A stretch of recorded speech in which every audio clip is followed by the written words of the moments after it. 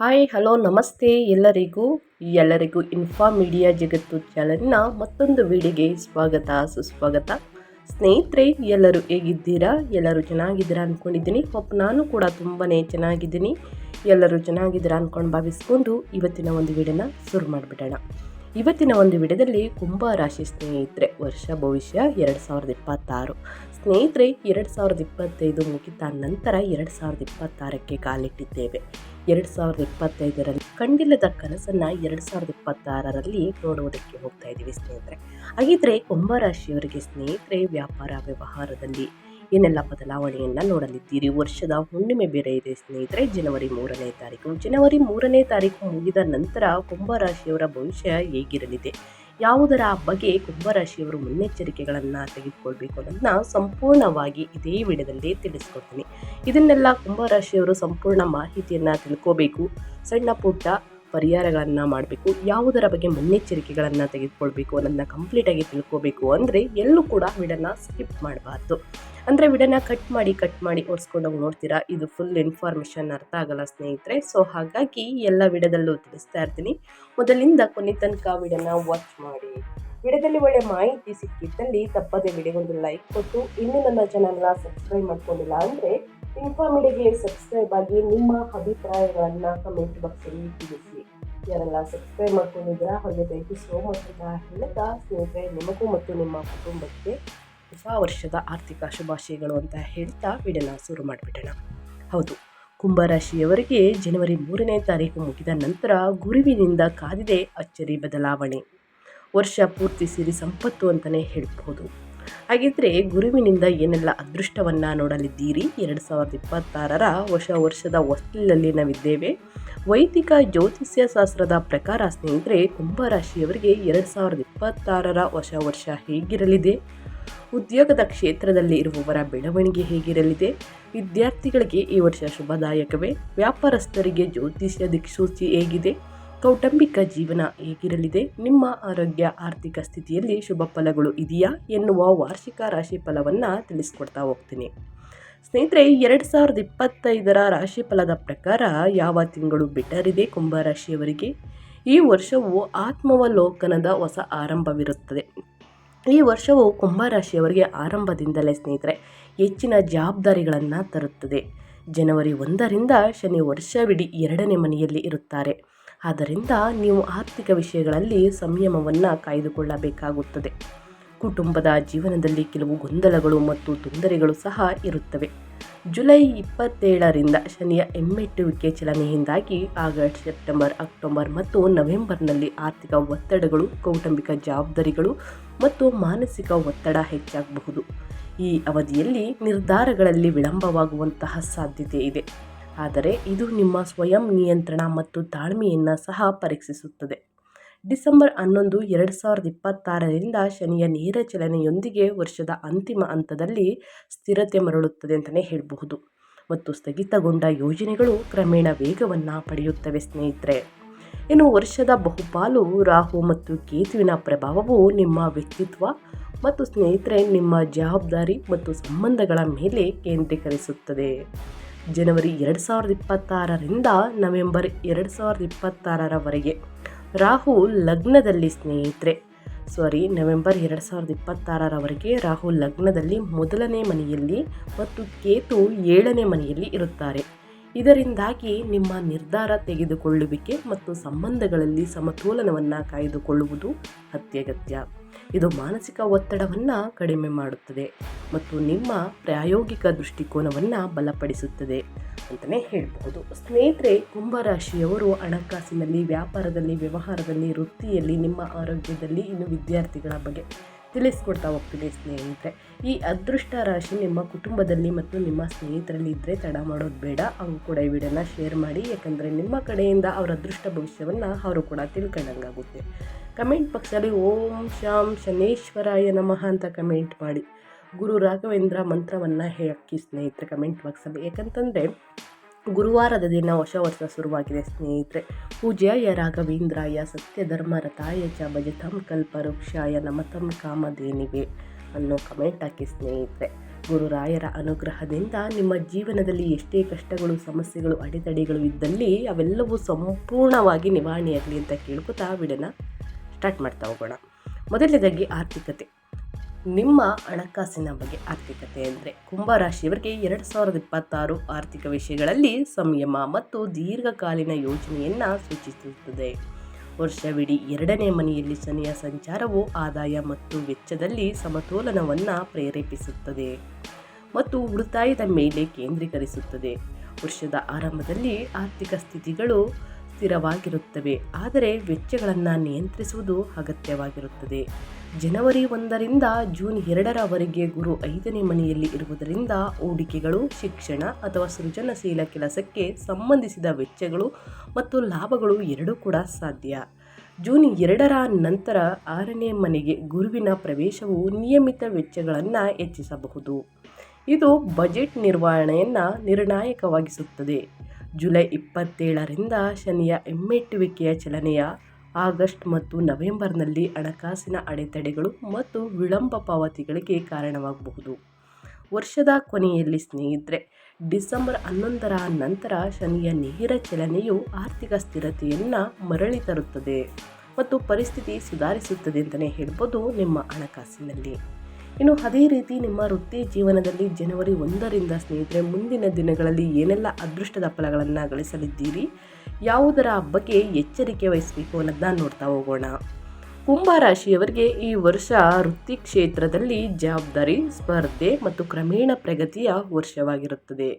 ವರ್ಷದ ಆರಂಭದಲ್ಲಿ ಜನವರಿ 1ರಿಂದ ಜೂನ್ 2ರವರೆಗೆ ಗುರುವು 5ನೇ ಮನೆಯಲ್ಲಿ ಇದ್ದು ಹೊಸ ಆಲೋಚನೆಗಳು, ಸೃಜನಶೀಲ ಯೋಜನೆಗಳು ಮತ್ತು ರಾಜಕೀಯ ಚಿಂತನೆಯನ್ನು ಪ್ರೋತ್ಸಾಹಿಸುತ್ತಾನೆ. ಈ ಸಮಯವು ಹೊಸ ಯೋಜನೆಗಳನ್ನು ರೂಪಿಸಲು, ಕೌಶಲ್ಯಗಳನ್ನು ಅಭಿವೃದ್ಧಿಪಡಿಸಲು ಮತ್ತು ಭವಿಷ್ಯದ ಹಾದಿಯನ್ನು ರೂಪಿಸಲು ಅನುಕೂಲಕರವಾಗಿರುತ್ತದೆ. ಜೂನ್ 2ರಿಂದ ಗುರುವು 6ನೇ ಮನೆಗೆ ಪ್ರವೇಶಿಸಿದ ನಂತರ ಜೂನ್ನಿಂದ ಸ್ನೇಹಿತರೆ ಅಕ್ಟೋಬರ್ವರೆಗೆ ಕೆಲಸದ ಹೊರೆ, ಸ್ಪರ್ಧೆ ಮತ್ತು ಜವಾಬ್ದಾರಿಗಳು ಹೆಚ್ಚಾಗಬಹುದು. ಈ ಸಮಯದಲ್ಲಿ ಉದ್ಯೋಗದಲ್ಲಿರುವಂತಹ ವ್ಯಕ್ತಿಗಳು ಹೆಚ್ಚು ಶ್ರಮಿಸಬೇಕಾಗುತ್ತದೆ, ಆದರೆ ಈ ಕಠಿಣ ಪರಿಶ್ರಮವು ಶಾಶ್ವತ ಪ್ರಯೋಜನಗಳನ್ನು ನೀಡುತ್ತದೆ. ಈ ಹಂತದಲ್ಲಿ ಉದ್ಯಮಿಗಳು ಅಪಾಯಗಳನ್ನು ತಪ್ಪಿಸಬೇಕು ಮತ್ತು ಯೋಜಿತ ರೀತಿಯಲ್ಲಿ ಮುಂದುವರಿಯಬೇಕು. ವರ್ಷವಿಡೀ 2ನೇ ಮನೆಯಲ್ಲಿ ಶನಿಯ ಉಪಸ್ಥಿತಿಯು ಆದಾಯ ಮತ್ತು ವೃತ್ತಿ ಎರಡರಲ್ಲೂ ಕೂಡ ಸ್ನೇಹಿತರೆ ಶಿಸ್ತನ್ನು ಬಯಸುತ್ತದೆ. ಜುಲೈ 27ರಿಂದ ಶನಿಯ ಹಿಮ್ಮೆಟ್ಟುವಿಕೆಯ ಚಲನೆಯು ಕೆಲಸದಲ್ಲಿ ವಿಳಂಬ, ನಿರ್ಧಾರಗಳು ಮರುಪರಿಶೀಲನೆ ಮತ್ತು ಆಗಸ್ಟ್ ನವೆಂಬರ್ನಲ್ಲಿ ಸ್ನೇಹಿತರೆ ಹೆಚ್ಚುವರಿ ಕಠಿಣ ಪರಿಶ್ರಮಕ್ಕೆ ಕಾರಣವಾಗಬಹುದು.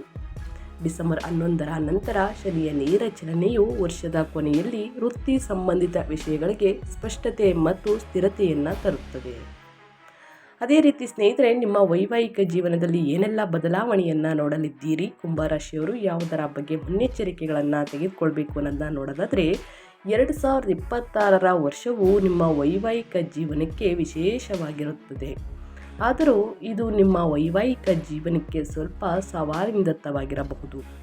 ಈ ಸಮಯದಲ್ಲಿ ನಿಮ್ಮ ವೈವಾಹಿಕ ಜೀವನದಲ್ಲಿ ಕೆಲವು ರೀತಿಯ ಸಮಸ್ಯೆಗಳು ಬರಬಹುದು. ಅಂತಹ ಪರಿಸ್ಥಿತಿಯಲ್ಲಿ ಸ್ನೇಹಿತರೆ ಭಯಪಡುವಂತಹ ಅವಶ್ಯಕತೆ ಇಲ್ಲ ಮತ್ತು ಆ ಸವಾಲುಗಳನ್ನು ದೃಢವಾಗಿ ಎದುರಿಸಿ. ಈ ಸಮಯದಲ್ಲಿ ನಿಮ್ಮ ವೈವಾಹಿಕ ಜೀವನದಲ್ಲಿ ನೀವು ಅತೃಪ್ತಿಯನ್ನು ಅನುಭವಿಸಬಹುದು. ನಿಮ್ಮ ಸಂಗಾತಿಯ ಸ್ವಭಾವದಲ್ಲಿನ ಬದಲಾವಣೆಯಿಂದಾಗಿ ನೀವು ಸ್ವಲ್ಪ ನಿರಾಸೆಗೊಳ್ಳಬಹುದು. ಈ ಸಮಯದಲ್ಲಿ ನಿಮ್ಮ ಭಾವನೆಗಳನ್ನು ಬಿಟ್ಟು ನಿಮ್ಮ ಸಂಗಾತಿಯ ಭಾವನೆಗಳನ್ನು ಅರ್ಥ ಮಾಡಿಕೊಳ್ಳಿ. ಅವರೊಂದಿಗೆ ಸಮಯವನ್ನು ಕಳೆಯಿರಿ. ಪ್ರತಿಯೊಂದು ಪರಿಸ್ಥಿತಿಯಲ್ಲೂ ಸ್ನೇಹಿತರೆ ನೀವು ಅವರೊಂದಿಗೆ ನಿಂತಿದ್ದೀರಿ. ಅಂತಹ ಪರಿಸ್ಥಿತಿಯಲ್ಲಿ ಜೀವನ ಸಂಗಾತಿಯು ನಿಮ್ಮ ಭಾವನೆಗಳನ್ನು ಸಹ ಅರ್ಥ ಮಾಡಿಕೊಳ್ಳುತ್ತಾರೆ ಅಂತಲೇ ಹೇಳಬಹುದು. ಹಾಗಾಗಿ ಸಾಕಷ್ಟು ಬದಲಾವಣೆಯನ್ನು ನೋಡಲಿದ್ದೀರಿ. ಇದರಿಂದಾಗಿ ಇಬ್ಬರ ನಡುವೆ ಸಾಮರಸ್ಯವು ಗೋಚರಿಸುತ್ತದೆ. ಮೇ ತಿಂಗಳಿನಿಂದ ಸ್ನೇಹಿತರೆ ನಿಮ್ಮ ವೈವಾಹಿಕ ಜೀವನದಲ್ಲಿ ಸಾಕಷ್ಟು ಸಾಮರಸ್ಯ ಹೆಚ್ಚಾಗಲಿದೆ. ಮೇ ತಿಂಗಳಿನಿಂದ ನಿಮ್ಮ ವೈವಾಹಿಕ ಜೀವನಕ್ಕೆ ಸ್ನೇಹಿತರೆ ಸಂದರ್ಭಗಳು ಅಂದರೆ ಅನುಕೂಲಕರವಾಗಿರುತ್ತದೆ ಅಂತಲೇ ಹೇಳಬಹುದು. ಮನೆಗೆ ಚಿಕ್ಕ ವ್ಯಕ್ತಿಯ ಆಗಮನವಾಗಲಿದೆ ಸ್ನೇಹಿತರೆ. ಅದೇ ರೀತಿ ಸಾಕಷ್ಟು ಬದಲಾವಣೆಯನ್ನು ನೋಡಲಿದ್ದೀರಿ ಅಂತಲೇ ಹೇಳಬಹುದು. ಇನ್ನು ನಿಮ್ಮ ಪ್ರೇಮ ಜೀವನ ಹೇಗಿರಲಿದೆ, ಯಾವುದರ ಬಗ್ಗೆ ಮುನ್ನೆಚ್ಚರಿಕೆಗಳನ್ನು ತೆಗೆದುಕೊಳ್ಬೇಕು ಅನ್ನೋದನ್ನ ನೋಡೋದಾದರೆ ಕುಂಭರಾಶಿಯವರು ಈ ವರ್ಷ ಪ್ರೀತಿ ಮತ್ತು ಕುಟುಂಬ ಸಂಬಂಧಗಳ ವಿಷಯಕ್ಕೆ ಬಂದಾಗ ಸ್ನೇಹಿತರೆ ಆತ್ಮಾವಲೋಕನ ಮತ್ತು ಪ್ರಬುದ್ಧ ನಿರ್ಧಾರಗಳನ್ನು ಮಾಡಬೇಕು. ಜನವರಿಯಿಂದ ನವೆಂಬರ್ 2026ರವರೆಗೆ ರಾಹು ಲಗ್ನದಲ್ಲಿ ಮತ್ತು ಕೇತು 7ನೇ ಮನೆಯಲ್ಲಿ ಇರುವುದರಿಂದ ಸಂಬಂಧಗಳು ಕೆಲವೊಮ್ಮೆ ಗೊಂದಲ, ಅಸಮತೋಲಿತ ನಿರೀಕ್ಷೆಗಳನ್ನು ಅನುಭವಿಸಬಹುದು. ಆದ್ದರಿಂದ ಸಂಯಮ ಮತ್ತು ಸ್ಪಷ್ಟ ಸಂವಹನ ಅತ್ಯಗತ್ಯ. ವರ್ಷದ ಉತ್ತರಾರ್ಧದಲ್ಲಿ ಅಕ್ಟೋಬರ್ 30ರಿಂದ ಸ್ನೇಹಿತರೆ ಗುರು 7ನೇ ಮನೆಗೆ ಪ್ರವೇಶಿಸುತ್ತಾನೆ.